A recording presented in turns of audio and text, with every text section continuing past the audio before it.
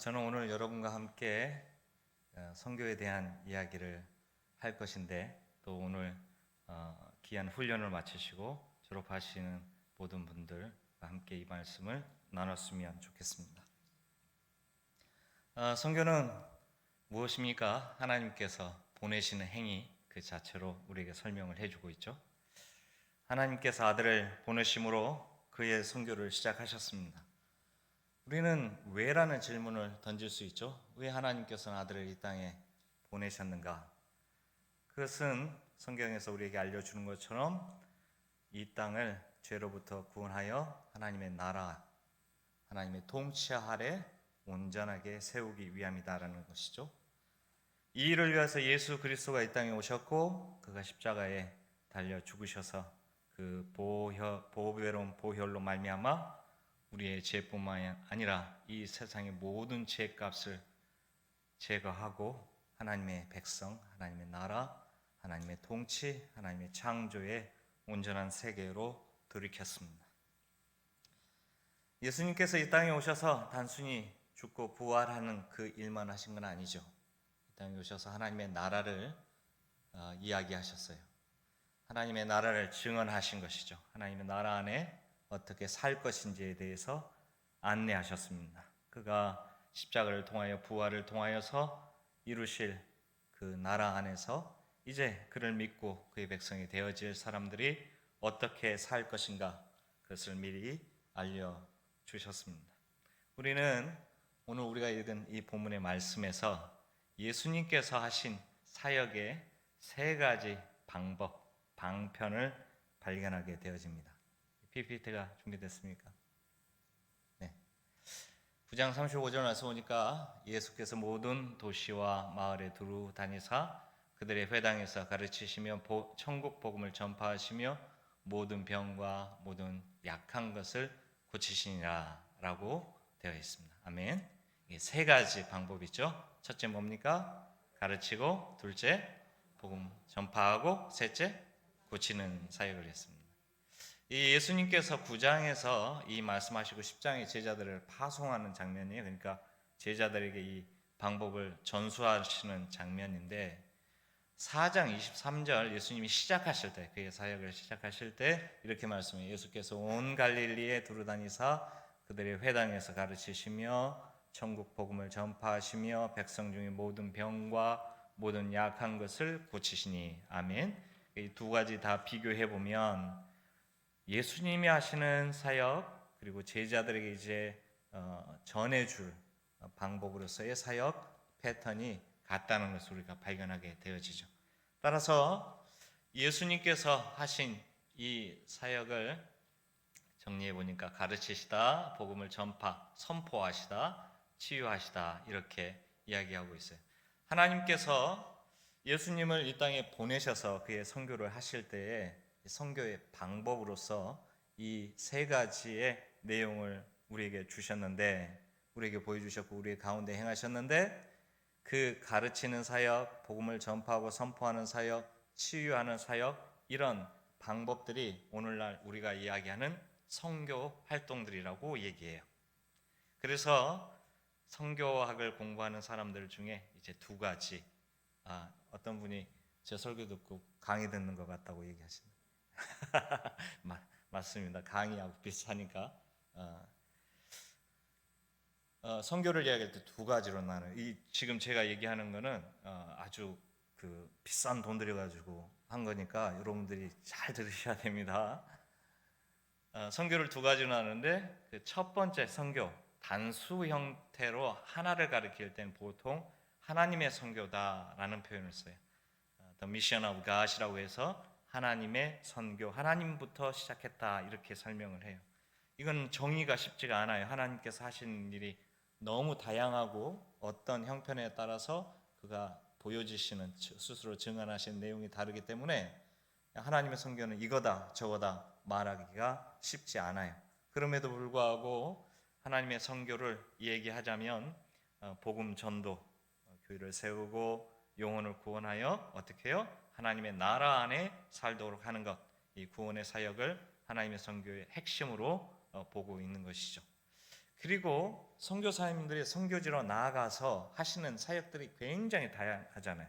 교회 개척을 한다든지, 고아원 사역을 한다든지, 병원을 짓는다든지, 혹은 주일학교 아이들을 가르친다든지, 학교 사역을 한다든지, 다양한 사역들을 하는데 우리는 이것을 선교 활동이라 부르면서 미션스, 복수형을 사용을 해요. 그래서 지금 우리가 본 이 예수님의 세 가지 방법도 역시 PPT가 사라졌어요. 잘생긴 제 얼굴만 보입니다. 네.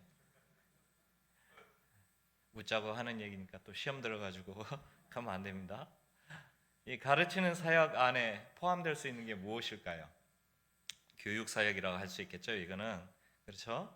교회 안에서는 제자 훈련이 될 수도 있겠고, 또 신학교 교육이라든지 다양한 교육 활동을 통하여서 가르치는 일을 하게 될 것이에요. 복음 전파나 선포는 아마 복음 전도와 관련될 것이고, 전도를 하게 되어지면 교회를 세우게 되어지죠. 교회 위에 선교회를 세운다든지 이와 같은 일을 오늘날에는 예수님 당시나 혹은 바울 시대에 이 1세기에 행해졌던 것처럼 대중을 향하여서 선포하는 것이 그렇게 쉽지는 않아요. 물론 이제 그 1970년대 80년대에 우리 한국 교회에서 우리의 선배 목사님들께서 대중 앞에 선포하는 이런 일들을 행하셨지만, 현대가 갈수록 이 선포하는 것이 쉽지 않다라는 것은 분명해요. 그럼에도 불구하고 복음 전도와 전파가 계속 이어지고 있고, 이 사역은 국내에서 전도라고 불러지는 것처럼 이 해외에 나가서도 전도하게 되어져요. 저도 교회 개척을 하는 우리 팀 선교를 같이 했기 때문에 선교사님들과 함께 이제 전도하러 자주 다녔어요. 그래서 일주일에 한 번은 저와 제 신학생들 데리고 교회 살리기 프로젝트 3개월 동안 어느 교회를 지정해서 열심히 전도를 하는 거예요. 그러면 금요일쯤 전도하면 이제 성도들이 좀 늘죠. 그래서 20명 정도 모였던 교회가 80명, 90명 정도 3개월 정도 지나니까 그런 교회가 생기기도 하고, 또 어떤 지역은 전혀 숫자가 요동하지 않는 그런 지역도 있고, 하여튼 전도하는 일을 열심히 했습니다. 그리고 저는 지금도 목회자 될 사람들은 전도 잘해야 된다 그렇게 생각합니다. 우리 성도님들에게만 맡기는 게 아니라 열심히 전도하고 복음 전파하는 일을 힘써야 된다. 그런 생각을 해봅니다. 네, 이번에 손발이 잘 맞습니다. 훌륭하십니다. 이 치유 사역이라고 할 수 있는데, 이 치유 사역은 실제로 하나님의 권능이 일어나요.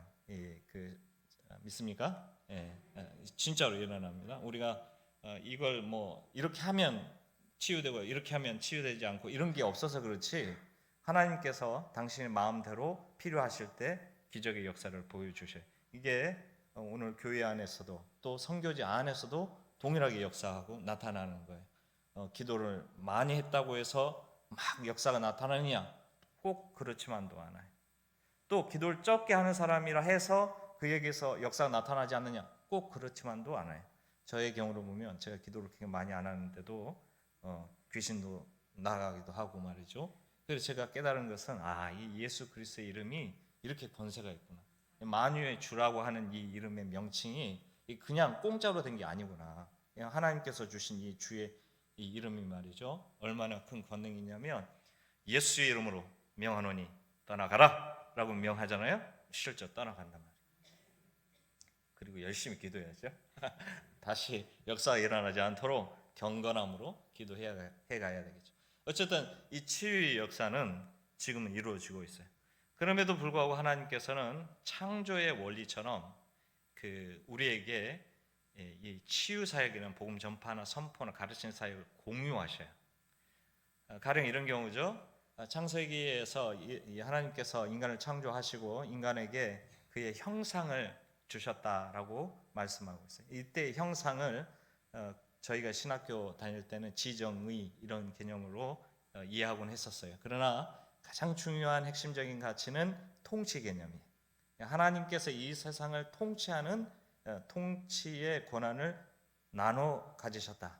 이거예요. 그렇기 때문에 이 에덴 동산에 뱀이 들어간다든지 귀신의 그 사단의 역사가 있다든지 혹은 그 이후에 이런 여러 가지 어려움들이 생겼을 때에 해야 할 일이 뭐냐면 인간은 하나님의 통치권을 공유하고 있기 때문에 뱀이 그런 그 악한 일을 속일 때에 뭐라고 선포해야 되겠어요?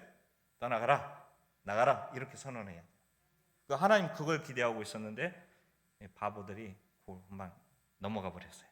뭐 먹고 싶다고 따먹었는지 모르겠어요. 근데 이 아담과 하와만 그런 게 아니라 사실 우리도 역시 동일하잖아요. 그 사람들이 문제가 아니라 우리도 뭐 순간순간 넘어지기도 하고 속임을 당하기도 하고 혹은 속이기도 하고 거짓말하기도 하고 거짓말 당하기도, 이게 우리의 약한 모습이에요. 그러나 분명한 것은 하나님께서 우리에게 이 권세를 주셨을 때 공유하도록 되어 있어요. 그래서 하나님께서 굉장히 이 바운더리를, 경계선을 잘 지켜주시는데, 한번 하나님께서 너 이렇게 해 하고 주시면 그 일에 대한 책임을 잘 하기를 기대하시지 내가 할게 하고 끼어들지 않으시려고 해요. 물론 그 일을 잘 하도록 성령을 부어주시고 도움는 일을 계속 하시고 때로는 강력한 힘으로 이끌어 가시는 거 분명하셔요. 그럼에도 불구하고 어떤 일을 맡겨주실 때에는 잘 해보라고 하는 것이에요. 예를 들면 이런 거예요. 결혼할 때 둘이 서로 사랑하여 결혼을 하잖아요. 축복해주는. 그때부터는 무슨 일이 벌어지냐면 두 부부가 이 논이나 밭을 경작하는 일을 해야 되는 거예요. 그게 하나님께서 주신 복이고 은혜인 거예요. 교회도 마찬가지예요. 교회 안에서도 함께 모였다라는 것은 그때부터 이제 하나님 주신 권세를 가지고, 권한을 가지고, 능력을 가지고 그 일을 이뤄가요. 이것이 선교지에서도 마찬가지예요. 따라서 치유사역이라고 하는 이 일은 병원을 세워서 사람을 직접 살리는 일을 하기도 하고, 여러분들이 단기 선교로 왔을 때 의사 선생님들이 오시게 되면 그분들을 통하여서 또 치료하는 일을 하기도 하고, 이와 같은 우리의 현실적인 일들을 같이 하게 되어진단 말이에요. 따라서 우리는 어떤 방식으로 하나님이 일하실지 모르고 또 우리의 책임이 어디까지인지 알지 못하기에 우선 우리가 갖고 있는 최선의 선택으로, 최선의 섬김으로 해 나가다 보면 하나님께서 필요하실 때 이 기적의 역사를 보여주시는 거예요. 믿습니까? 네, 그때 우리의 경험으로 하나님을 찬송하고 감사하게 되어지는 것이죠. 이 세 가지의 방법을 이제 마태복음에서 알려주고 있는데, 저는 여기에서 가르치는 사역을 주목하게 되어져요. 네. 저를 처음 파송했던 교회의 담임 목사님께서 이 가르치는 사역을 위해서 신학교로 저를 보내셨어요. 신학교만 사역하라고. 굉장히 깨어있는 사고를 하셨던 것 같아요. 그러면 다른 교회 개척을 한다든지 다른 사역하는 분들은 깨어있지 않느냐? 그 얘기가 아니죠. 그 사역도 굉장히 중요하고 앞으로도 계속해서 진행되어져야 할 사역이에요. 그러나 가르치는 사역 가운데 신학교 사역이라는 것이 중요한 이유는 우리 한국 교회를 보면 알아요. 우리 한국 교회가 지금까지 이렇게 잘 성장할 수 있었던 이유 중에 하나가 무엇이겠습니까? 하나님께서 강력한 역사, 성령의 역사, 기름 부음의 역사, 인도하시는 역사, 부흥의 역사, 이런 일을 이루셨기 때문이기도 하지만 이 신학교를 잘 세워가셔서 그곳에서 말씀 중심의 교육을 했기 때문에 그런 것이죠. 아멘입니까? 특별히 우리가 속해 있는 이 합동측 총신대학원을 중심으로 한 이 신학 그 토대위에서 말씀을 교육받았다는 것은 축복이고요. 이 말씀을 받아서 우리가 개혁주의라고 얘기하는데, 이 개혁주의 안에서 성경을 중심으로 하여 교육받고 실천하고 이 말씀을 따라서 교회를 세워가는 이것은 놀라운 은혜인 거예요. 주변을 돌아가 이렇게 한번 둘러보면 이 말씀으로 벗어난 사람들이 얼마나 많은지 알 수가 없어요. 제가 그 이단에 대해서 강력하게 이렇게 나쁜 말을 좀 쓰면서 해줘야 되는데 또 체면상 그렇지만 이런 잘못된 이단설로 인하여서 갈라디아서에서 뭐라고 했어요? 다른 복음을 전하면 저주를 받을 것이라고 얘기하고 있잖아요. 분명한 사실이라고. 우리에게 주신 하나님의 말씀을 토대로 한 복음의 이 이해와 이 복음 안에서 살아야만 한다는 것은 분명한 사실이고, 이걸 지켜나가는 것은 우리 교회의 책임인 것이죠. 이 일을 가장 잘하는 교단이 우리 합동측이라고 저는 생각을 합니다. 그리고 그 일을 우리 지금 청평교회가 향해 가고 있는 것이죠. 이런 면에서 저는 자랑스럽게 생각하는데, 여러분 어떻게 생각하십니까? 네. 이처럼 교회가 잘 세워지기 위해서는 신학교 교육이 굉장히 중요합니다. 구라파나 영국 지역은 벌써 교회가 와야 된 지 오래됐어요. 이제 선교사들이 그곳으로 가야 해요. 그 자체에서 복음의 이 일이 일어나질 않아요. 우리나라는 교회가 선교사가 들어오지 않아도 우리의 교회가 책임질 수 있잖아요. 그렇죠? 그러나 이 구라파 쪽만 해도 이 교회가 무너져 버려가지고 이제는 우리나라에 있는 사람들이 가서 복음을 전해야 되는 상황이 벌어졌다. 1950년대 이후에 선교학자들은 그 서방구 중심의 선교에서 남방구 중심의 선교로 변하기 시작했다고 얘기를 해요. 서방구는 뭡니까? 우리가 소위 얘기하는 선진국들이, 미국을 중심으로 한 이 나라들이, 이 나라에서 끊임없이 선교사를 보내는데 어디로 보냅니까? 아프리카, 아시아로 보내기 시작해요. 그런데 교회가 서방국이 죽고 북미도 마찬가지예요. 미국만 해도 점점 교회가 약해지고 있어요. 그렇기 때문에 아프리카에서 크리스천들이 북미로 올라가고 미국으로 오고, 그래서 이 자체적으로 교회 자체적으로 선교하거나 전도하는 일이 약해지고 하지 못한 일이 벌어지면서 오늘날 선교의 영역이, 지형이 바뀌었다라고 얘기를 하고 있어요. 저 역시도 마찬가지. 제가 미국의 LA 지역에 있었어요. 물론 중부 지역이나 동부 쪽에는 여전히 크리스천 그 부분이 강해요. 그러나 서부는 굉장히 그 밑에 히스패닉이라고 멕시코, 브라질 쪽에서 올라오는 사람들, 또 아시아에서 오는 사람들, 인도, 파키스탄, 방글라데시, 이런 수많은 종족들이 와서 자기의 신들을 섬긴다고요? 굉장히 복잡해졌어요. 이 안에서 선교하는 사람들 그렇게 많지 않아요. 왜냐하면 미국 정책 자체가 그 프라이버시라든지 경계선을 너무 강조하다 보니까 쉽게 전도하는 것이 열려지지 않더라고요. 저도 몇 명 전도하는데 오래 걸렸어요. 한 6년 전도하고 기다리고 해서 겨우 세례 주고요. 또 하나님께 기도하면서 어떻게 전도를 해야 되겠는데 어떻게 합니까?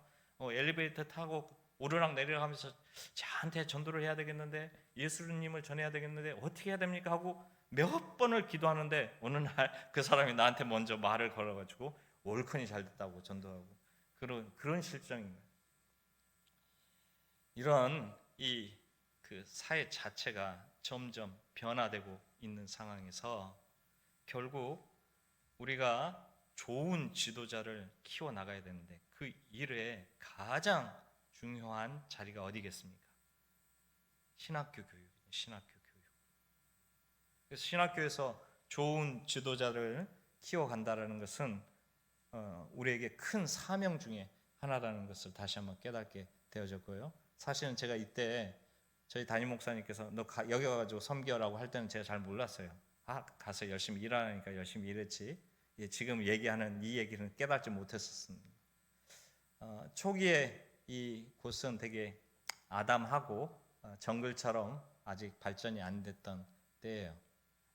그리고 제가 함께 사역했던 이 학생들이에요. 그리고 저 가운데 있는 미국 선교사님들이 계셨는데 저분들하고 같이 사역을 했어요. 초기에는 몇 명 되지 않았어요. 제가 처음에 갔을 때 19명의 학생이 있더라고요. 근데 6개월 지났는데 10명이 떠나버렸어요. 얼마나 독하게 했는지. 그 9명밖에 안 남았잖아요. 그래서 제가 얼마나 쫄았는지, 하나님 어떻게 합니까? 이러다가 학교가 문 닫게 생겼습니다 하고, 그러나 이제 그 10명은 시골에서 도시에 정착하기 위해서 그 기숙을 허용하는 신학교에 왔기 때문에 신앙이 별로 없었어요. 어쨌든 성경 읽히고 기도하고 뭐 그러니까 도망가 버렸는데, 그 이후에 하나님께서 은혜를 주셔가지고 학교가 점점 커가요. 이때 제가 15주년 계획안을 짰어요. 앞으로 이 학교가 15년 동안 어떻게 성장할지에 대해서 계획을 짰습니다. 그리고는 매 해마다 그 일이 이루어지기를 기도하고 나가는데요. 놀랍게도 하나하나가 다 이루어지는 거예요. 물론 그게 시간의 차이는 있기는 해요. 딱 그때 이루어진 건 아니지만, 하지만 하나하나 되더라고요. 그래서 제가 한 가지 깨달은 건 뭐냐면, 이 신학교 사역만이 아니고 뭐든지 앞으로 하는 모든 일 가운데는 미리 계획해서 기도하면서 하나님께 올려드리고 진행을 하면 되겠다, 그런 마음이 들더라고요. 필요하심이 하나님께서 사람을 붙여주시고, 학교도 연합하게 해요. 여기 9명 남았던 학생이 제가 나올 때 7, 80명까지 늘었고, 이때는 1, 2, 3, 4학년이 나누어지지 않았어요. 그러니까 저 혼자 15년 계획 짜가지고 1학년, 2학년, 3학년, 4학년을 어떻게 분할할지를 계획을 하는 거예요. 그래서 초기에는 1, 2, 3, 4, 1, 2, 3, 4 이렇게 쪼개고, 그러다가 1, 2, 3, 4, 그리고 저 혼자 이제 처음엔 들어갔을 때 저희 선배 선교사님 계셨는데 그분 안식년 가시고 저 혼자만 있었거든요. 그러니까 저 혼자서 이제 그 5개 부처를 만나가지고 제 혼자 차장을 다 하는 거예요. 학장은 딴 사람 이제 선배님이시니까 혼자 5개 부처 차장이 엄청난 감투 아닙니까? 그렇죠? 혼자서 꼬무락 하는데 하나님께 해가 거듭 지나가게 하시면서 사람을 붙여주시고, 그래서 그 일을 맡겨드리고 저는 교무처장만 일을 하게 되어지는 이런 과정을 받게 돼요. 그리고 나서 신년쯤 되니까 학교가 필리핀 문교부 인가를 받게 되어졌어요. 그래서 그 학교가 지금 보여지는 이 학교에 이렇게, 저 때는 제가 눈이 조금 그래서 잘 안 보이는데 어쨌든 잘생겨 보입니다. 저로서는. 네. 교실 건물도 짓고 그렇습니다. 지금은 코로나 기간 동안 이반젤리컬 미션 칼리지라고 하는 이 지금 제가 사역했던 복음주의 선교대학에 체포를 인도하고 또 강의도 했어요. 그리고 ATS라고 에이시안 테올로지컬 세미나리라는 마닐라 지역에 있는 신학교인데, 좋은 신학교에 그곳에서 강의를 했고, 저기 저희가 봤을 때 오른쪽 두 번째 삼손이라는 친구인데 처음 MDB 졸업 논문 통과시켜서 이번 5월 달에 졸업한 학생이에요. 그곳에서 강의하고 또 였습니다. 이 영상은 2명의 학생인데, 저 밑에 있는 학생은 미국에 거주하시는 분이에요. 그런데 1년에 몇 번씩 태국 지역으로 가셔서 선교하셔요. 우리는 이런 선교사를 비거주 선교사라고 부르거든요. 이분은 60대신데 자비량으로 선교하시는 분이에요. 미디어를 통해서 굉장히 많은, 제가 정확한 숫자를 기억을 못하겠는데 200개 정도 되는 종족을 대상으로 해서 복음을 증거하는 사역을 하고 있어요. 그 밑에 있는 분은 복음주의 선교대학 교수예요. 제 제자로 들어와서 한 학기 지난 인텐시브로 2주 동안 공부하셨어요. 가면 제가 만나게 될 것입니다. 인터내셔널 디알로지컬 세미나리라는 곳인데 이 LA 지역에 있고요. 제가 지금 일하고 있는 곳이에요. 이곳에서는 대학 원장으로 또 선교학부 교수로 그리고 선교학부 디렉터로 일하고 있어요. 그레이스인데 글로벌로 잘못 썼네요. 그레이스 미션 유니버시티라고 하는 GMU라고 하는 학교에서 PhD와 선교학 박사 과정이 있는 분들을 교육하고 있어요. 다 선교사님들이고요. 그 EWC라고 하는 선교 단체가 있는데 선교사님들에게 강의하는 시간을 가져요. 이 왼쪽, 제가 봤을 때 왼쪽에 있는 분이 아이안이라고 하는 선교사님인데 필리핀 분이에요. 제가 필리핀에서 만난 분인데 이분이 태국으로 선교사로 가셨어요. 그래서 그곳에서 결혼을 하시고 사역을 하셔요. 제가 이분을 ITS에 입학을 시켜서 여러분들이 저에게 헌금해 주신 그 헌금을 사용해서 이분을 후원하여 교육시키고 있어요. 아마 좋은 선교학자로 자리매김하게 되면 이 태국 이하의 많은 사람들에게 도움이 될 겁니다. 잘생긴 사람이 또 나왔습니다. 옆에 있는 사람이 저희 와이프고 둘은 아들들입니다. 저하고 비슷하게 생긴 애가 둘째고 저하고 다르지만 엄마하고 비슷하게 생긴 애가 첫째입니다. 저희는 확실합니다. 구분이. 제가 이와 같은 사역을 하면서 다음에 이 비전을 찾게 됐어요. 사람 낚는 어부를 세우자. 이것이 신학교육을 통해서 가능하다는 사실을 깨닫게 되어졌죠. 두 번째, 한 사람을 세워서 30, 60, 100배의 결실을 얻자. 이게 가능해요. 저 혼자로는 보통 저나 다른 선교사님들 열심히 해도 평생, 그러니까 30년 정도를 기준으로 했을 때 세계 교회를 스스로 개척하면 잘한 거예요. 그리고 사역자를 두고 개척했을 때 모르겠어요. 한 7개 개척하면 그건 엄청나게 많은 것을 한 거예요. 10개 이상 간다는 것은 쉽지 않은 일이죠. 그러나 신학 교육을 통해서 잘만 교육시키면 30배, 60배, 100배의 결실을 얻을 수가 있어요. 제가 교육했던 학생들이 독립해서 나가서 교회를 개척한 학생들도 있고, 선교사님들과 같이 교회 사역을 하시는 분도 있고, 선교사님들의 개척한 교회를 이양 받아서 담임 목회하시는 분도 계시고, 그러니까 이 신학 교육이 잘만 이루어지면 교회가 살고 또 그 지역에 이 선교에 불이 붙는 것을 경험하게 되어져요. 저는 어찌하든지 선교적 제자, 지난 주일에 제가 설교를 너무 길게 해가지고 여러분의 마음이 크게 상했을 수도 있는데 여튼 그때 나눈 이야기 뭡니까? 우리의 삶을 통하여 증언, 우리의 입술을 통하여 증언하자. 이게 선교적 제자들의 본질이에요. 이 본질이 곧 교회의 본질이에요. 또 나아가서 선교하는 교회로 만들어 가야 돼요. 지금까지 받는 교회였다면 이제는 선교하는 교회로 바꿔야 되는데 이 일을 누가 하겠어요? 지도자만이 가능하단 말이에요. 이 지도자를 누가 키우겠어요? 지금까지 선교사님들의 많은 목회자들, 신학 교수들은 교회만 잘 키우면 된다고 생각했던 것 같아요. 그러나 지금 제가 아까 보여줬던 그 아이안 목사 같은 사람을 키우는 이유는 뭡니까? 그들을 통하여서 선교하는 교회, 선교하는 사람으로 바꿔가도록 하고, 이게 우리 이 교회가 해야 될 사명 중에 하나인 거예요. 이런 면에서 제가 초기에 저를 그 신학교로 보낸 분이 깨어 있다라고 얘기했는데 그런 것 같아요. 저도 잘 몰랐으나 삶을 살아오면서 왜 나를 이렇게까지 하시나라고, 제가 하나님께 왜 저한테는 이러세요? 저 좀 귀찮게 하지 마세요라고 기도한 때가 많았거든요. 그런데 그 과정을 지나오면서 깨닫는 것은, 그래, 네가 해야 할 일이 이런 거야. 아마도 여러분과 함께 동역하게 한 이유는 여러분들이 그런 준비가 되었기 때문에 그런 거 아니겠어요? 저는 그렇게 믿습니다.